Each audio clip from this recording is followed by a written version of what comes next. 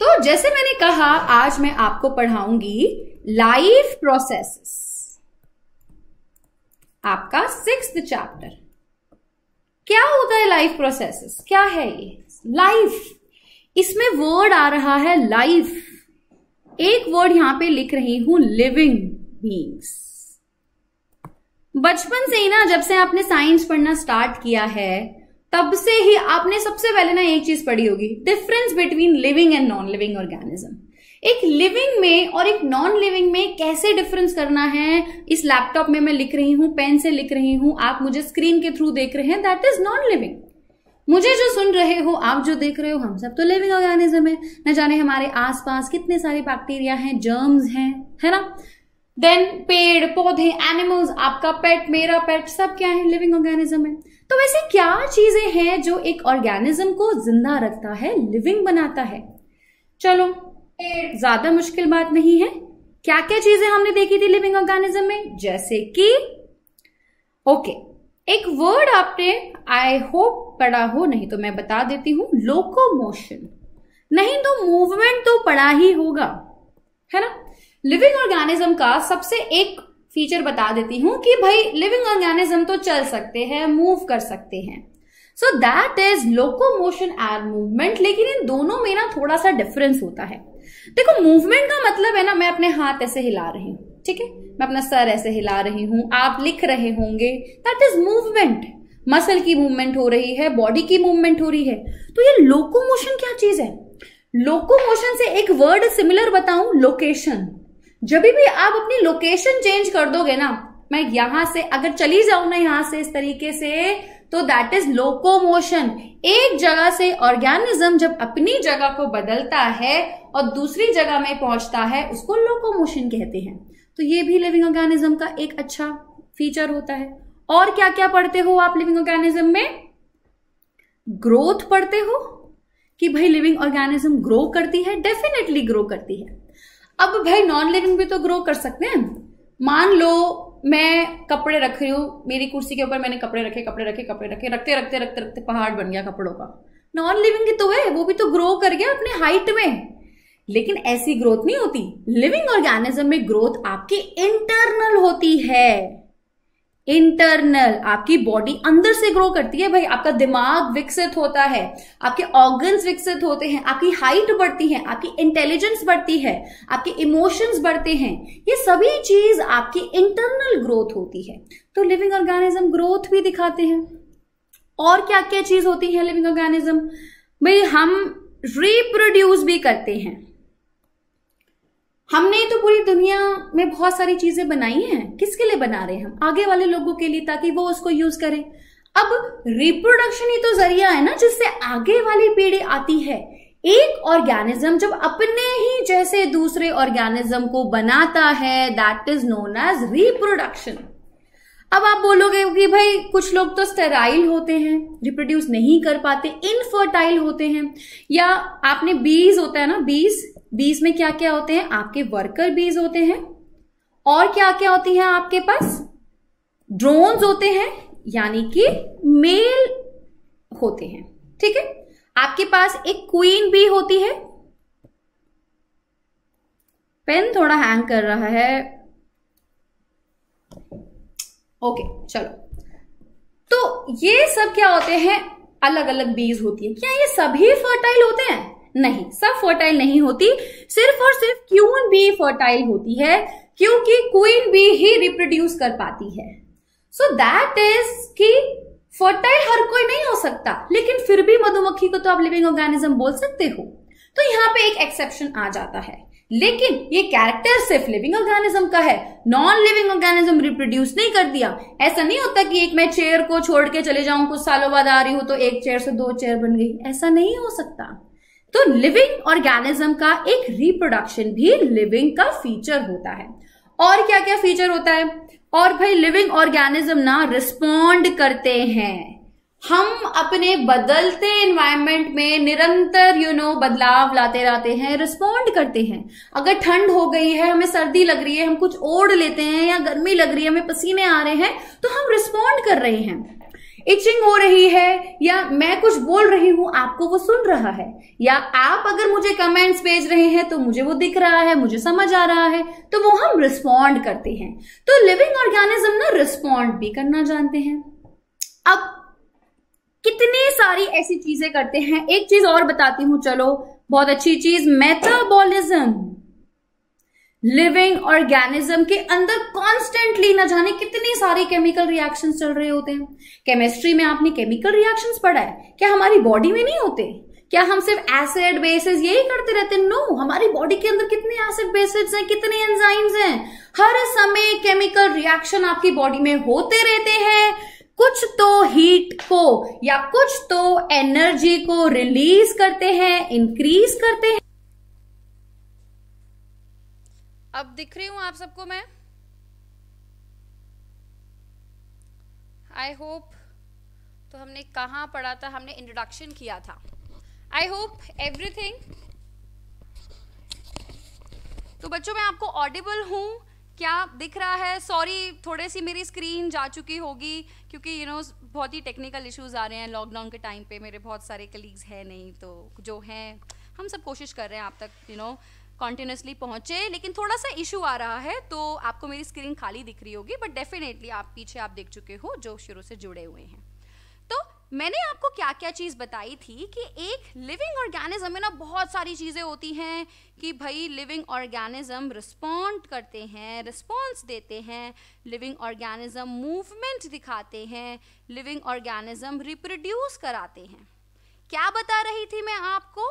कई सारी चीजों में ना बॉडी के अंदर कॉन्स्टेंटली केमिकल रिएक्शंस होते रहते हैं। हमारी बॉडी के समय हर समय कुछ ना कुछ बनता रहता है या बिगड़ता रहता है। कुछ प्रॉब्लम आ रही है क्या?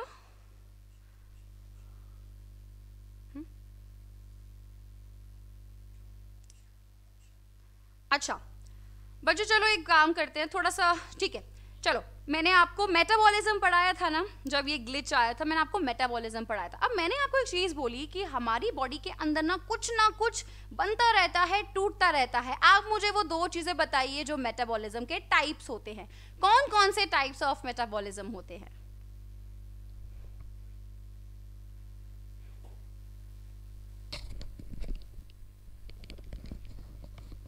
चलो बताइए कौन कौन से टाइप्स होते हैं मेटाबॉलिज्म के। ओके, चलो मैं आपकी कमेंट्स देख रही हूं। मैम आप तो दिख ही नहीं रहे हो। सॉरी बेटा, थोड़ा सा प्रॉब्लम हो रहा है, टेक्निकल इशू हो रहा है। हम पूरी कोशिश कर रहे हैं, जरा एसी तेज कर दो। मेरा सिस्टम ना वार्म हो रहा है, शायद इस वजह से प्रॉब्लम आ रही है। Locomotion and movement harmful substances, which type of harmful substances? चलो मैं बताती हूं। आप कह रहे हैं हेलो एवरीवन, हार्मफुल सब्सटेंसेस। चलो कोई नहीं, वीडियो इज पॉज्ड। अगर जिसको पॉज दिखाई दे रहा है मैं फिर से पूछ लेती हूं। मैंने आपको बोला था कि हमारी बॉडी में कॉन्स्टेंटली कुछ ना कुछ होता रहता है जिसको हम मेटाबॉलिज्म बोलते हैं। तो ये मेटाबॉलिज्म है क्या? हमारी बॉडी में ऐसे रिएक्शंस हैं जैसे कैटाबॉलिज्म जो मैंने आपसे पूछा था, और होता है एनाबॉलिज्म। हमारी बॉडी में ऐसे रिएक्शन होते रहते हैं जिससे चीजें टूटती हैं, कैटाबॉलिज्म, ब्रेकडाउन वाले रिएक्शन। या फिर ग्रुप होता रहता है, बनता रहता है, जो बनाता है चीजें, दैट इज एनाबॉलिज्म। ये दो रिएक्शन हमारी बॉडी में हर टाइम होता रहता है। तो सिर्फ इतना ही नहीं कि हम मूव कर रहे हैं, सिर्फ इतना ही नहीं कि हम रिस्पॉन्ड कर रहे हैं, सिर्फ इतना ही नहीं कि रिप्रोड्यूस कर रहे हैं, हमारी बॉडी में चलते रहते हैं नॉन स्टॉप केमिकल रिएक्शंस, चाहे वो एनाबॉलिज्म हो चाहे वो मेटाबॉलिज्म हो। बहुत सारे बच्चे जानते होंगे, लेकिन कमेंट्स आपने मुझे नहीं किए। इट्स ओके, कोई बात नहीं, मेरे अगले क्वेश्चन का आंसर दे देना। तो ये सभी चीज मिलके एक लिविंग ऑर्गेनिज्म बनाते हैं। तो यानी कि हमारी बॉडी में जितनी भी चीजें हो रही हैं उन सबको बोल दिया लाइफ प्रोसेसेस। एक लिविंग में कितने सारे प्रोसीजर, कॉन्टिन्यूसली इतनी सारी साइकिल्स, एवरीथिंग जो चलता रहता है उसको हम लाइफ के प्रोसेस बोलते हैं, लाइफ प्रोसेसेस बोलते हैं। चलो देख लो कौन कौन से प्रोसेसेस हैं। ये क्या है नंबर 1 पे, दिस इज न्यूट्रिशन। भाई मैंने आपको इतनी चीजें बता दी कि हम चल रहे हैं, रिप्रोड्यूस कर रहे हैं, सोच रहे हैं, बोल रहे हैं, देख रहे हैं, क्या चाहिए आपको? आपको ना हर चीज के लिए एनर्जी चाहिए भाई। बिना एनर्जी के बात नहीं चलेगी, आप कुछ नहीं कर सकते। जब तक आप अभी खाना नहीं खाओगे ना सुबह, आपको मेरी बात भी समझ नहीं आएगी। आप सुन रहे होगे, आपको समझ नहीं आएगा, क्योंकि आपकी बॉडी में एनर्जी नहीं है। जब हमारी बॉडी में एनर्जी नहीं होती ना, तो जितनी भी चीजें हैं ना, जितने भी प्रोसेसेस है ना, वो ठीक से काम नहीं करते। हमारे सेल्स, टिश्यूज, ऑर्गन साथ में कोऑर्डिनेट ठीक से नहीं कर पाते। तो न्यूट्रिशन इज द थिंग जो आपकी बॉडी को एनर्जी देता है। अब इसमें क्या क्या आ गया भाई, आप क्या खा रहे हो, आपकी बॉडी में वो यूज कैसे हो रहा है, तो दैट इज न्यूट्रिशन। ठीक है भाई, आपने खा भी लिया, मैंने खाना खा लिया, मैंने बर्गर खा लिया, मैंने पिज्जा खा लिया, ठीक है, मेरी बॉडी में एनर्जी आ गई, यस यस मुझे एनर्जी आ गई। इतना ही सिंपल थोड़ी होता है बॉडी में एनर्जी आना। देयर इज समथिंग जो आपको एनर्जी प्रोवाइड कर रहा है। अगर मैं टेक्निकली बोलूं, बच्चों 10th में आ गए हो, टेक्निकल हो जाओ, अगर मैं आपको बोलूं ना कि मैंने ये बर्गर खा लिया, भाई ये बर्गर को मैं यूज कैसे करूंगी, तो इसको यूज करने के लिए ना मुझे ऑक्सीजन की जरूरत पड़ेगी। तो हमारी बॉडी में जो हमने देखा, हम भाई कितनी सारी चीजें कर रहे हैं कॉन्टिन्यूसली, हमारी बॉडी में जितनी भी चीजें हो रही है सब आपस में इंटरलिंक्ड हैं। ये सारे प्रोसेसेस आपस में इंटरलिंक्ड हैं, इसीलिए ये लिविंग प्रोसेसेस हैं और एक दूसरे को बैलेंस करते हैं। तो मैंने खाया खाना और मुझे वो एनर्जी यूज करनी है, उसके लिए मुझे चाहिए ऑक्सीजन, और वो ऑक्सीजन मुझे कौन देगा? ब्रीदिंग देगा। मैं ब्रीथ कर रही हूँ, ऑक्सीजन जाएगी, तभी मैं उस ऑक्सीजन को यूज करूंगी। और जब मैं उस ऑक्सीजन को अपने खाने के तोड़ने के लिए यूज करती हूँ, तो उसको हम रेस्पिरेशन बोलते हैं। ठीक है, 2 चीजें हो गई। क्या देखा? पिछली सारी चीजें करने के लिए एनर्जी, एनर्जी कहां से आई? न्यूट्रिशन। तो पहली चीज हो गई न्यूट्रिशन। ओके, दूसरी चीज, वो एनर्जी यूज कैसे होगी? वो खाना टूटेगा या कुछ भी होगा, वो कैसे होगा? उसके लिए चाहिए मुझे ऑक्सीजन, जो मुझे मिलेगा ब्रीदिंग से, और उसको यूज करके एनर्जी पाना इज रेस्पिरेशन। ठीक है, ये हो गया भाई मेरा रेस्पिरेशन। अच्छा ये देखो यहां पे नंबर 3, कुछ खा रही हूं तो भाई कुछ वेस्ट सब्सटेंसेस भी तो होंगे, सब कुछ तो हम खाते नहीं है, टॉक्सिन्स भी होते हैं, कुछ चीजें ऐसी हैं जो हमारी बॉडी डाइजेस्ट नहीं करेगी, या अननेसेसरी बॉडी सब कुछ थोड़ी रख लेगी। भाई बर्गर पूरा ही थोड़ी खा लेगी बॉडी, मेरे को हर सेल को खाना देना है, जिसको जो चीज चाहिए वो रख लेगा, बाकी चीजें अननेसेसरी बॉडी कुछ नहीं रखेगी, तो हमें उसको बाहर भी तो फेंकना है, and that is known as excretion. तो जब हम अपने बॉडी के वेस्ट सब्सटेंसेस को बॉडी से बाहर फेंकते हैं, तो उसको हमने एक्सक्रीशन बोल दिया। ठीक है भाई, एक्सक्रीशन भी हो गया हमारा। अच्छा अब एक चीज बताओ, मैंने क्या चीज बोली आपको पिछली स्लाइड में, चलो मैं यहाँ पे लिखती हूँ। मेरी बॉडी ना लिविंग ऑर्गेनिज्म की बात कर रहे थे। लिविंग ऑर्गेनिज्म ना सेल से बना हुआ है, 9th में पढ़ के आए हो, भूलना नहीं है, सेल से बना है। सेल मिलके टिश्यू बनाते हैं भाई, टिश्यू मिलके ऑर्गन बनाती है, और ऑर्गन मिलके सिस्टम बनाता है। जो सिस्टम खाना पचाता है भाई उसको डाइजेस्टिव सिस्टम कहते हैं। जो सिस्टम ब्लड में होता है भाई उसको सर्कुलेटरी सिस्टम बोल दिया।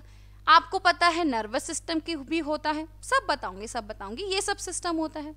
लेकिन बना किससे है? सब कुछ तो सेल से बना हुआ है ना। तो हर सिस्टम में सब कुछ जाएगा जब सब ऑर्गन में पहुंचेगा। इस ऑर्गन पूरी खुश होगी जब इसके सारे टिश्यू को खाना मिलेगा, और ये टिश्यू माँ तब खुश होगी जब इसके सारे बच्चे सेल को खाना मिलेगा, है ना। तो मैंने क्या बोला कि मेरी बॉडी में चाहे जो भी चीज चाहिए, अगर मुझे ये ऑक्सीजन चाहिए ना, या मुझे ये जो न्यूट्रिशन से जो चीजें चाहिए जो मैंने स्टोर कर ली ना, या जो मुझे फेंकनी है ना चीजें, या जो मैंने एक्सक्रीशन करके जो अलग भेज दिया ना आगे, वो सब जा कैसे रहा है? वो सब इधर उधर ट्रांसपोर्ट कैसे हो रहा है? And that is your transportation. ठीक है, समझ आ गया? तो क्या हुआ? ट्रांसपोर्टेशन ही वही चीज है जिसकी वजह से चीजें इधर से उधर बॉडी में हर जगह जा रही है, जिसमें ब्लड हमारा हेल्प करता है। ओके, और क्या क्या होता है बॉडी में? अब मैंने क्या बोला, ऑर्गेनिज्म रिप्रोड्यूस करता है। हर वक्त तो रिप्रोड्यूस नहीं करेगा। आप छोटे होते हो, स्कूल जाते हो, आप कॉलेज जाते हो, जॉब लगती है, आपकी शादी होती है, लाइफ साइकिल ऐसी चलती है, आपकी एक रिप्रोडक्टिव एज भी आती है। तो इस पूरे लाइफ स्पैन में आप रिप्रोड्यूस कर रहे हो, आप पैदा हो रहे हो, अल्टीमेटली पीपल डाई। तो क्या हो रहा है, हर वक्त ग्रोथ हो रही है। तो ग्रोथ भी एक लाइफ प्रोसेस है, उसी तरीके से जैसे रिप्रोडक्शन एक लाइफ प्रोसेस है। और क्या है, ये सब कुछ आपके दिमाग से जुड़ा हुआ है। एक बंदा जो कोमा में होता है, क्या वो कुछ कर पाता है? क्या वो रिस्पॉन्ड कर पाता है? क्या वो खा पाता है खाना? आप उसको खाना दे सकते हो? क्या उसकी बॉडी के अंदर डाइजेशन हो पाएगी? नहीं हो पाएगा। बहुत सारी चीजें नहीं हो पाती। क्यों? क्योंकि ये सारे प्रोसेसेस को ना बैलेंस करना बहुत जरूरी है। इसको लिंक करने के लिए ना सिग्नल भेजना बहुत जरूरी है, जो आपके दिमाग में होता है। अगर आपका दिमाग नहीं चाहता आप मेरी बात सुनो, तो आप नहीं सुनोगे। दैट इज योर ब्रेन, जो हर वक्त फंक्शन कर रहा है। कंट्रोल बोल देती हूं, आपकी बॉडी का कंट्रोल एंड कोऑर्डिनेशन, जिसमें ब्रेन होता है, आपका स्पाइनल कॉर्ड होता है, आपका पूरा नर्वस सिस्टम होता है। तो ये सारी चीजें मिलके न्यूट्रिशन, आपका respiration and breathing, transportation, excretion, reproduction, growth, control and coordination, ये सब आपके लाइफ प्रोसेस है और ये सब मिलके आपको एक जीवन देते हैं। ठीक है, अब जैसे मैंने आपको बताया था, हमारे बॉडी में कुछ चीजें तो एनर्जी कंज्यूम करती रहती है और बनाती रहती है, कुछ चीजें एब्जॉर्ब करेगा एनर्जी, कहीं कहीं पे आपकी एनर्जी रिलीज होगी। जैसे जब भी ब्रेकडाउन होता है ना, तो एनर्जी रिलीज होती है, केमिस्ट्री में आपने देखा है। और जब भी हम कुछ बनाते हैं ना, तो हमारी एनर्जी क्या होती है, हमेशा यूज होती है। तो कुछ रिएक्शन, जैसे मैंने बोल दिया भाई रेस्पिरेशन का क्या काम है, तो भाई रेस्पिरेशन ना आपको एनर्जी देता है ताकि आप उसको यूज कर सको। ऐसे ही कुछ चीजें होंगी जो आपकी बॉडी में एनर्जी को एब्जॉर्ब करेगी, यूज करोगी। तो बहुत सारे लाइफ प्रोसेस है, कहीं पे एनर्जी देती है, कहीं एनर्जी आप यूज करते हो। ठीक है, तो इस चैप्टर में हम क्या क्या पढ़ेंगे? हम पढ़ेंगे न्यूट्रिशन, हम पढ़ेंगे रेस्पिरेशन, ट्रांसपोर्टेशन और एक्सक्रीशन। रिप्रोडक्शन में बच्चों आपका एक सेपरेट चैप्टर है जो हम अच्छे से पढ़ेंगे। कंट्रोल एंड कोऑर्डिनेशन में आपका सेपरेट चैप्टर है, जिसमें हम थोड़ा बहुत ग्रोथ के बारे में भी पढ़ेंगे। तो चलिए हमारा पहला टॉपिक को हम स्टार्ट करते हैं, दैट इज न्यूट्रिशन।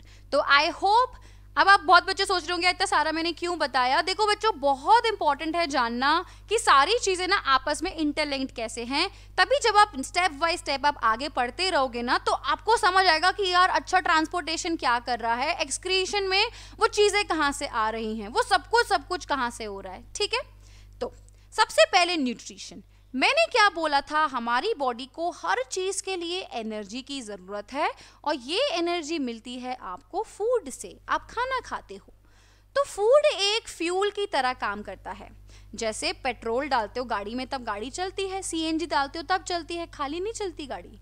ऐसे खाना मिलेगा तो भाई काम करेंगे, खाना मिलेगा तो काम नहीं करेंगे। ठीक है, तो दैट इज न्यूट्रिशन। और हमें न्यूट्रिशन के लिए एक हेल्दी डाइट की जरूरत चाहिए होती है। बॉडी में वो सारी चीजें होनी चाहिए जो आपको एक्टिव रखे, आपके लिए हेल्पफुल हो, वो सब चीजें होती है न्यूट्रिएंट्स। न्यूट्रिएंट्स जैसे कि कार्बोहाइड्रेट हो गया। कार्बोहाइड्रेट क्या करता है, बता सकता है? कार्बोहाइड्रेट्स क्या करते हैं? हाँ, कार्बोहाइड्रेट्स आपको एनर्जी प्रोवाइड करते हैं। दे प्रोवाइड एनर्जी, एनर्जी का सोर्स होता है। जब इसी सोर्स को आप यूज करना चाहते हो आगे के लिए, तो आप उसको स्टोर करते हो फैट्स की तरह। सिमिलरली हमारे खाने में प्रोटीन्स भी होते हैं जो हमें ग्रोथ में हेल्प करते हैं।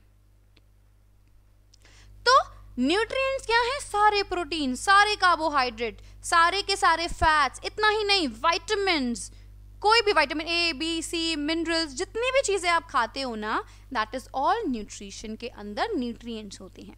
तो अल्टीमेटली बॉडी को क्या चाहिए? बॉडी को न्यूट्रिएंट्स चाहिए, जो कि न्यूट्रिशन से मिलता है, दैट इज फूड से मिलता है।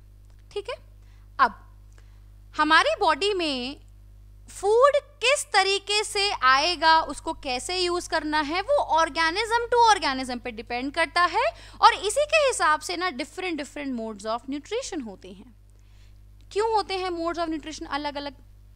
जैसे आपने प्लांट्स को पता है, हमें पता है प्लांट्स, है ना? प्लांट्स को चलना नहीं होता, वो एक जगह से दूसरी जगह नहीं चलता, तो वो अपना खाना खुद बना लेता है।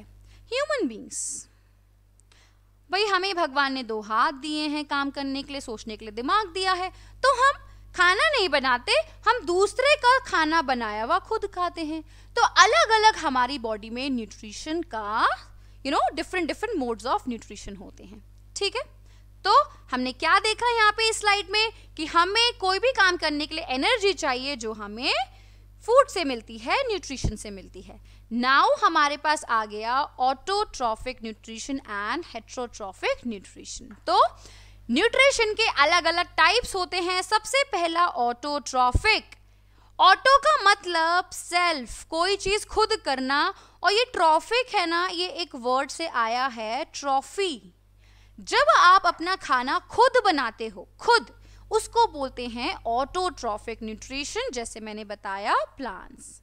तो हर ऑर्गेनिज्म का अपना अपना तरीका है अपनी एनर्जी को पाने का। ठीक है, तो प्लांट्स अपना खाना खुद बनाता है, क्योंकि उसको एक जगह से दूसरी जगह वो बेचारा खाना खरीदने नहीं जा सकता, तो वो सोचता है कि भाई मैं खुद ही बना लूंगा। तो प्लांट्स क्या करते हैं, मैं आपको बताती हूँ। प्लांट्स ना, एक मिनट, चलो इसको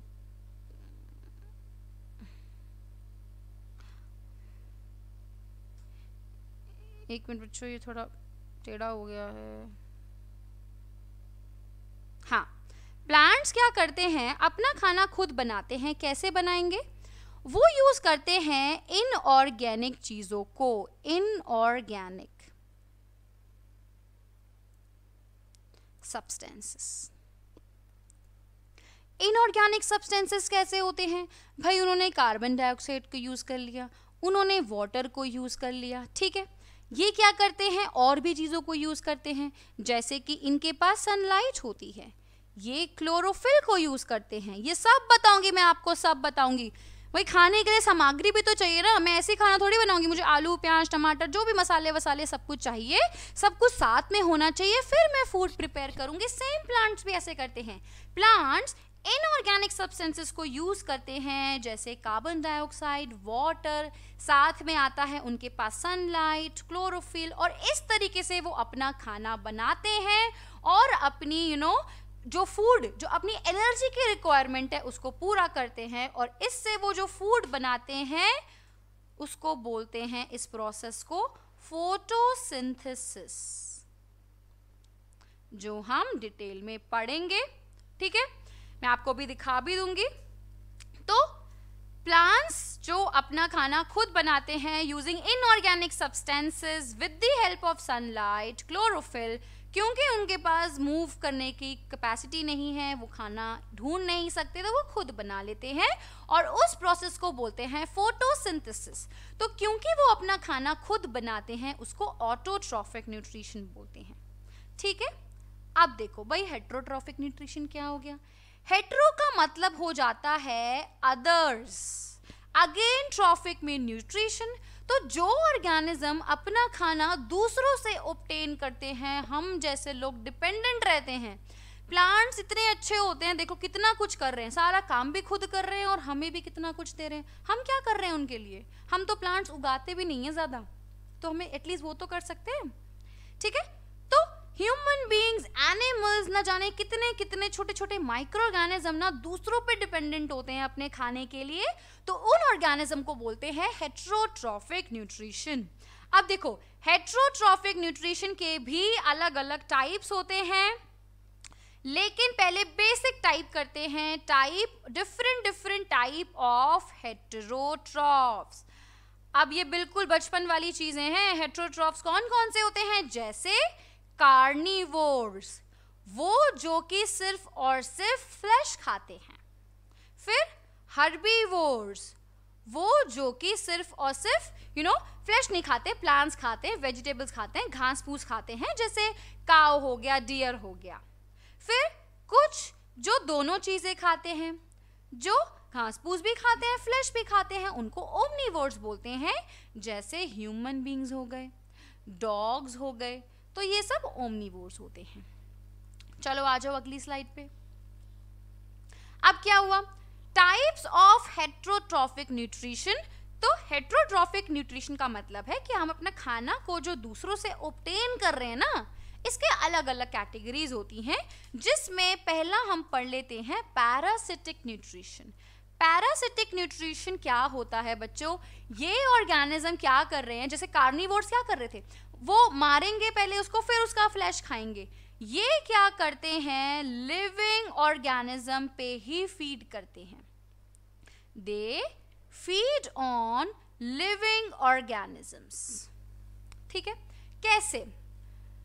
मच्छर काटते हैं आपको, मच्छर को क्या चाहिए? उसको ब्लड सक करना होता है, वो उसका खाना है, वो आपको ब्लड सक करता है। आप मच्छर के काटने से मरते नहीं हो, आप लिविंग हो, कई बार तो पता भी नहीं चलता। तो that is parasitic nutrition. That is, इतनी शैतान है पैरासिटिक न्यूट्रिशन कि एक लिविंग ऑर्गेनिज्म से अपने खाने को ऑब्टेन करता है। और पैरासाइट फर्दर आपके दो टाइप के होते हैं। एक होते हैं आपके एक्टोपैरासाइट्स। एक्टो मतलब जो बॉडी के बाहर, यानी कि जो आउटसाइड सरफेस से लेते हैं, जैसे अगेन एग्जाम्पल हाउस फ्लाई हो गए, मॉस्किटोज हो गए, यानी कि जो आपकी बॉडी से बाहर से आपसे न्यूट्रिशन ले रही हैं। ठीक है? दूसरे होते हैं एंडोपैरासाइट्स। एंडोपैरासाइट्स मतलब, एंडो मतलब इनसाइड, आपकी बॉडी के अंदर जाएंगे और अंदर से आपका न्यूट्रिशन लेंगे, बिना आपको कोई एज सच मारे। आपको मारते नहीं है, लिविंग ऑर्गेनिज्म के अंदर से लेते हैं। डेफिनेटली हार्म होता है, लेकिन डेथ नहीं होती। ऑर्गेनिज्म तो लिविंग ही होता है, और उनको बोलते हैं एंडोपैरासाइट्स, जैसे टेप वर्म्स, राउंड वर्म। आपने 9th में ना डाइवर्सिटी इन लिविंग ऑर्गेनिजम्स पढ़ा था, उसमें ना आपने एस्कैरिस पढ़ा था ना। एस्कैरिस क्या होता है? एस्कैरिस छोटे बच्चों के पेट में कीड़े हो जाते हैं ना, जो वो राउंड वर्म्स होते हैं, वो एस्कैरिस होते हैं। तो वो क्या है? आपकी बॉडी के अंदर है, आपके इंटेस्टाइन के अंदर है। एक और एग्जांपल ले लेते हैं, प्लाज्मोडियम। मलेरिया कॉज करता है, वेरी पॉपुलर, बड़ा पॉपुलर पैरासाइट है प्लाज्मोडियम, आपकी बॉडी के अंदर रहता है और मलेरिया कॉज करता है। तो ये सब आपकी बॉडी के अंदर रहते हैं, तो these are known as endoparasites. Alright, चलो अगली में आ जाओ। अगला बोल रहा है सैप्रोफिटिक न्यूट्रिशन, बिल्कुल उल्टा हेट्रोट्रॉफिक के। ये तो खाना ले रहा है, लेकिन कैसे लेता है? डेड ऑर्गेनिज्म में। लाशें देखी है, लाश होती है, ऑर्गेनिज्म मार दो, गाड़ दो, धीरे धीरे उसके बाल फ्लैश झड़ने लग जाता है। कुछ टाइम बाद देखोगे सिर्फ कंकाल तंत्र रह जाता है, नथिंग यू विल फाउंड। आप देखते हो ना कि पुलिस ऑफिसर्स को बाद में लाश मिली है, क्या मिलता है उनको? कंकाल मिलता है, स्केलेटन मिलता है, उनको पूरी बॉडी नहीं मिलती। कहाँ गई वो पूरी बॉडी? चलो हो सकता है कुछ जंगली जानवर ने फ्लैश खा लिया, ठीक है, बाकी कहाँ गया? बिल्कुल सब चला गया। कैसे? बहुत सारे ऐसे ऑर्गेनिजम्स होते हैं जो कि डेड के ऊपर फीड करते हैं, उनको हम सैप्रोफाइट्स बोलते हैं। एक और एग्जांपल ले लो, ब्रेड देखा है आपने? ब्रेड पे क्या लगती है? ब्रेड पे फंगस लगती है, ग्रीन कलर की आ जाती है ना फंगस। ब्रेड कोई लिविंग ऑर्गेनिज्म है? ब्रेड तो डेड ऑर्गेनिज्म है, लेकिन फंगस क्या करता है? राइजोबियम क्या करता है? उसके ऊपर आएगा और अपना न्यूट्रिशन लेगा। तो जो ऑर्गेनिज्म डेड के ऊपर से अपने न्यूट्रिशन को लेते हैं, उसको हम सैप्रोफाइट्स बोलते हैं। ठीक है, तो आपका नंबर 1 हो गया पैरासाइट्स, नंबर 2 हो गया सैप्रोफाइट, और नंबर 3 हो गया होलोजोइक। एंड इसी को हम डिटेल में पढ़ेंगे, क्योंकि ये हम भी एक एग्जाम्पल है होलोजोइक के, that is human beings. Holozoic का मतलब क्या है? नाम से समझ लो, होल मेरे दिमाग में ना होल आ रहा है, ठीक है। ना ही तो मैं उसका ब्रेक डाउन कर रही हूं। मतलब अब देखो, मॉस्किटो आया, उसने खून चूस लिया, ठीक है, कुछ नहीं किया, खून लेके चला गया, उड़ गया। कोई ऑर्गेनिज्म आए, डेड बॉडी के ऊपर फीड किया, ठीक है, अपना क्या किया होगा, वो छोटे छोटे ऑर्गेनिज्म इतनी बड़ी बड़ी चीजें खाएंगे क्या? नहीं ना, वो पहले ही ब्रेक डाउन कर लेते हैं, फिर उसको खाते हैं और चले जाते हैं। लेकिन होलोजोइक वो ऑर्गेनिज्म होते हैं जो पहले पूरा फूड बॉडी के अंदर लेते हैं। अब फिर से आ जाओ, हमारी बॉडी किससे बनी थी? सेल से बनी थी। सेल मिलके फाइनली क्या बना रहा है? सिस्टम बना रहा है। बहुत सारे सिस्टम एक ह्यूमन की बॉडी को बनाता है। लेकिन मेरे तो हर सेल को खाना चाहिए भाई, मेरे तो हर सेल को खाना चाहिए। तो वो कैसे होगा कि कैसे हम पूरा फूड खाते हैं? ह्यूमन बीइंग्स और बहुत सारे ऑर्गेनिज्म पहले पूरा खाना खाते हैं, उसके बाद उसको ब्रेक डाउन करते हैं। क्यों ब्रेक डाउन करते हैं? ताकि हमारे हर सेल को खाना मिल सके। ठीक है, समझ में आया? कोई डाउट? चलो, तो होलोजोइक ऑर्गेनिज्म अपना स्टेप्स अपनाते हैं खाने के। सबसे नंबर 1 इज इंजेशन। पहले खाने का इंटेक किया, खाने को खाया। सेकेंड नंबर पे आता है डाइजेशन, यानी कि उस खाने का हम ब्रेक डाउन करते हैं। फिर आता है भाई ब्रेक डाउन कर लिया, अब क्या होगा? अब हम एब्जॉर्ब करेंगे। क्यों एब्जॉर्ब करेंगे? फिर से वही वाली बात हो गई, भाई मैंने तो ब्रेक डाउन कर लिया, मैंने तो खाना खा लिया। एग्जाम्पल के साथ लेते हैं, देखो मैंने खाया बर्गर, मान लो मैंने खाया पनीर बर्गर। मेरे बर्गर में क्या था? कार्बोहाइड्रेट्स थे, कार्बोहाइड्रेट्स थे। और पनीर में क्या थे भाई? प्रोटीन्स थे। और इसमें क्या था भाई? फैट्स था। तो ये सारे न्यूट्रिएंट्स मैंने खाए। ठीक है, तो क्या किया मैंने? पहले इंजेशन किया, पूरा फूड मैंने खाया, अब मैं उसका ब्रेक डाउन करूंगी। इस बर्गर को, पनीर को मैंने क्या किया? छोटे छोटे छोटे छोटे पार्ट्स में इसका ब्रेक डाउन कर दिया। मुझे कुछ इस तरीके की चीजें मिल गई। अभी मेरे पास सारे के सारे लार्ज सब्सटेंसेस हैं।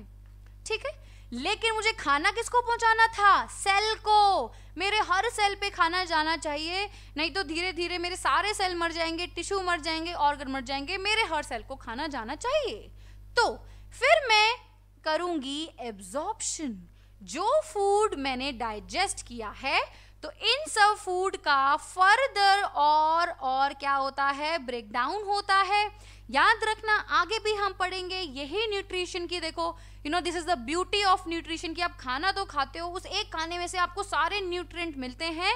सेल लेकिन सबसे छोटे फॉर्म में ही उसको यूज करेगा।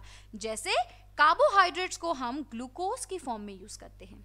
कभी देखा है जब बीमार हो जाते हैं तो क्या हम खाना खाते हैं? हमें ग्लूकोज चढ़ता है ना। क्यों ग्लूकोज चढ़ता है? क्योंकि वो सबसे छोटा है। ग्लूकोज आपको इंस्टेंट एनर्जी देता है। मैं खाने का वेट नहीं करूंगी, मैं सीधा ग्लूकोज चढ़ाऊंगी और मुझे एनर्जी मिल जाएगी। तो मेरे सेल को अगर हर वक्त ग्लूकोज नहीं मिल रहा तो वो ग्लूकोज को बनाएगा। तो कार्बोहाइड्रेट्स को वो फाइनली ग्लूकोज में तोड़ेगा, प्रोटीन्स को वो फाइनली अमीनो एसिड में तोड़ेगा, फैट्स को वो फाइनली फैटी एसिड्स में तोड़ेगा। और इसी तरीके से जब उसको सबसे छोटे छोटे पार्टिकल्स मिल जाएंगे ना, फिर उसकी एब्जॉर्प्शन तो हो रही है, एब्जॉर्ब हो जाएगा और स्टोर हो जाएगा। जब एक बार एब्जॉर्ब हो गया, अब फिर से याद आ जाओ, मैंने आपको बोला था कि सारी चीजें, ऑल थिंग्स आर इंटररिलेटेड। मैंने खाना ले लिया, अब उस खाने को मैंने ब्रेक डाउन कर लिया, डाइजेशन हो गई, मुझे यूज करना है। यूज कौन करा रहा था? मुझे कौन करा रहा था? ऑक्सीजन। तो अब मुझे उसको यूज करना है। This is how respiration and digestion is related. अब मैं उसकी एसिमिलेशन करूंगी, मैं ऑक्सीजन के बदले ग्लूकोज को यूज करूंगी। ऑक्सीजन आएगा, ऑक्सीजन की वजह से ग्लूकोज को यूज करूंगी। होता क्या है, हम आगे भी पढ़ेंगे, हमारे सेल को हर चीज एटीपी के फॉर्म में चाहिए। किसके फॉर्म में चाहिए? एटीपी की फॉर्म में, which is adenosine triphosphate. Body का हर सेल को एटीपी चाहिए एनर्जी के लिए। जैसे मुझे ग्लूकोज चाहिए था, मेरी बॉडी सेल से बनी है, सेल को एटीपी चाहिए।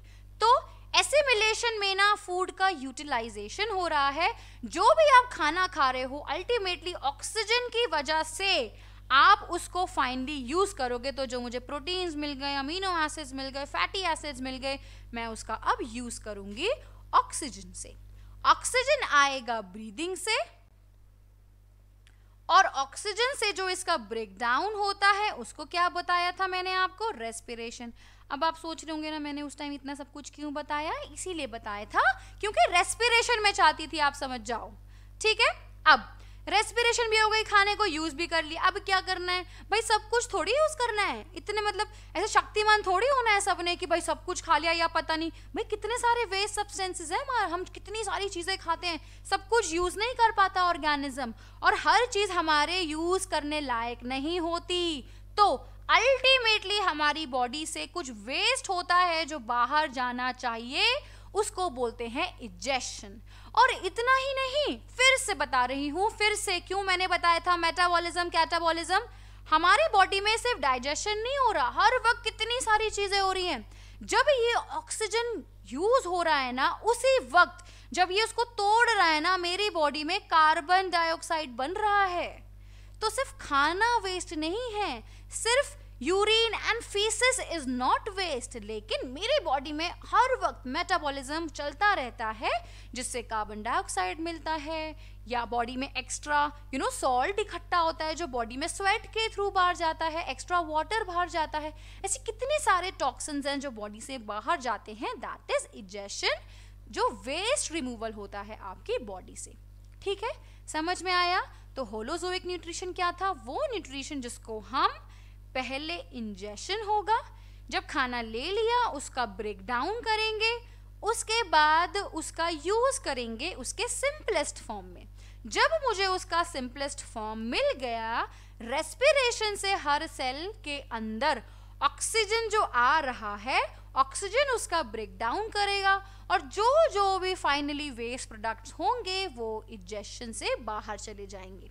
समझ में आया। फिर से लिंक कर देती हूँ, ऑक्सीजन को कौन लेके आ रहा है और कार्बन डाइऑक्साइड को कौन लेके जाएगा, ट्रांसपोर्टेशन। तो ये सारी चीजें इंटर रिलेटेड हैं। ठीक है, चलो अब देखो, सबसे पहले ना मैंने सोचा था मैं आपको बताऊंगी फोटोसिंथेसिस, लेकिन ना फोटोसिंथेसिस एक बड़ा टॉपिक है। तो होलोजोइक में ना हम दो चीजें पढ़ेंगे, एक तो हम पढ़ेंगे अमीबा, और एक हम डिटेल में पढ़ेंगे ह्यूमन बीइंग्स। ठीक है, और ऑटोट्रॉफिक में हम पढ़ेंगे फोटोसिंथेसिस। तो पहले हम अमीबा करेंगे, फिर फोटोसिंथेसिस करेंगे, और फिर हम ह्यूमन बीइंग्स में आएंगे। ठीक है, डन, फाइन। अब देखो अमीबा अपना खाना कैसे खाता है, बिल्कुल होलोजोइक न्यूट्रिशन हो रहा है।